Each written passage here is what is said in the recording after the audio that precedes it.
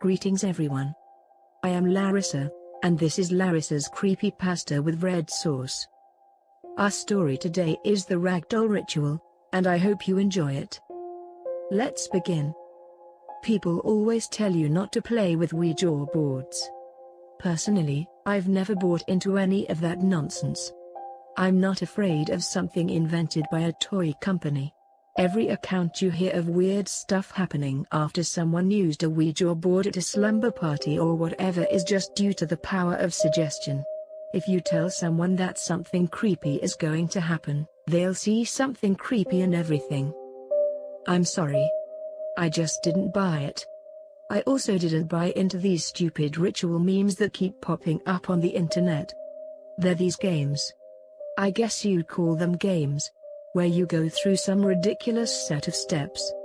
A ritual. To either speak to the dead or predict your future or summon a demon or whatever. They always come with a warning along the lines of "do not try this." Then why post it on the internet, you morons? You want people to do this shit and then report on all the creepy stuff that happened and blah blah blah. Probably the most famous one is Bloody Mary. It's the one where you stand in front of a mirror and repeat Bloody Mary 3 times and then supposedly this ghost appears to scratch your eyes out. Why would I want to do that? Why do people do any of this stuff? So I decided to do a little trolling. I went on a forum that discussed topics of the supernatural and paranormal. Those places are full of superstitious schmucks that will eat up anything even remotely disturbing. I posted the following: "Hey everyone. Have you heard of the ragdoll ritual? A friend of mine, yeah, we'll call him John Jacob Jingleheimer Smith, told me about it and I wanted to see if anyone has actually tried it. I can't seem to find any accounts of it online anywhere. That's because I made it up. Apparently, what you do is take an old doll. Any doll will do, but they say it works best if you use one you made yourself. These are things always want you to make stuff. This ritual also seems to work best when performed in the month of August, but you can really do it any time. Because why not? You take a lock from your own hair and wrap it around the neck of the doll. If your hair is too short or you don't have any small personal piece of yourself will do. A fingernail clipping, or even a drop of blood. I didn't really want to encourage bloodletting, but it sounded good. After attaching the personal item from yourself to the doll, wait until midnight. The ritual must begin exactly at the stroke of midnight or else it will not work. Arbitrary rules. A must-have component: exactly at midnight, hold the doll tightly in your hands and repeat the phrase, "I invite you, Astaroth." I did a random search for demon names on Google, to inhabit this object 3 times. After the 3rd time, you will feel the doll move in your hands. This is a sign the demon has accepted your invitation. They always have to accept, don't they? If after the 3rd time you do not feel the doll move, repeat the process. If it still does not move, the demon has not accepted your invitation. You do not need to do anything further. The ritual is over. If you receive an acceptance, place the doll inside a closet or other small space that can be closed. It is very important that you do not open the door until the ritual is complete. You may hear knocking on the door or shambling inside the closet. Do not open the door.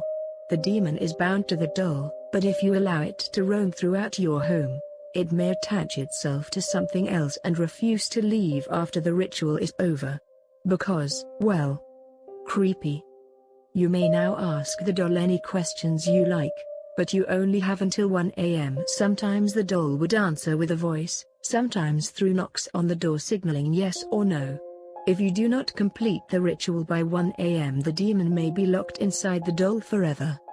After you have completed your questions, repeat the phrase, "Astaroth, I release you," 3 times.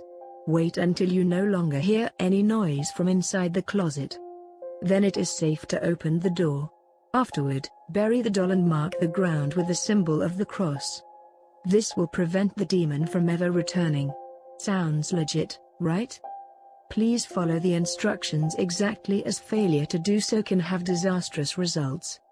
After I posted the ritual, I kept a close eye on it. It took a few days, but soon replies started coming in. Oh my god, you guys. I tried it and the doll really does move. Please, don't try this ritual. The demon still hasn't left and I've had nightmares every night since. Fake. Didn't work. This is stupid. I agreed, buddy, but of course, I couldn't say that. I tried it and when I opened the closet the doll was gone. What do? I had a few good laughs. The stories started to get more detailed and some were actually pretty good. I don't know if these people were just delusional, or if they were playing along by making things up to add legitimacy, but it was still fun. I read dozens of stories about the ritual going wrong, and a few about how it went perfectly and the person in question had all their questions answered. One person told of how the demon doll predicted his brother's death. It was fun. But soon it was growing stale, so I moved on to other things. A few weeks went by without me checking the forum. That is until one day when I came home from work. I went through my usual routine. I pulled off my shoes and my jacket, and when I went to throw them in my closet, something stopped me. There on the floor was a little rag doll. It looked to be handmade. Around its neck was wrapped a strand of hair. I would have been creeped out, but I had told a friend a while back about my little prank online and I figured he left it there for me to find. I chuckled to myself and went on about my evening. I opened the refrigerator to grab a beer. Another little doll nestled among the leftovers. I took it out and placed it on the kitchen counter. I had to admire my friend's dedication to the prank, though I was starting to regret ever giving him a key to my house. But that was just the beginning. I started finding dolls everywhere. In the shower. In the kitchen cabinets. In my car. Under the sofa. In the fireplace. Dolls of every shape and size, some handmade, some factory. Some had hair wrapped around them, some had little droplets of blood. It was then I decided to check the forum. I was astonished at what I found. There were hundreds of posts. All variations of the same thing. Someone had tried the ritual but the doll had gone missing. I haven't slept in days. They won't let me. I keep throwing them away but they always return. All night long.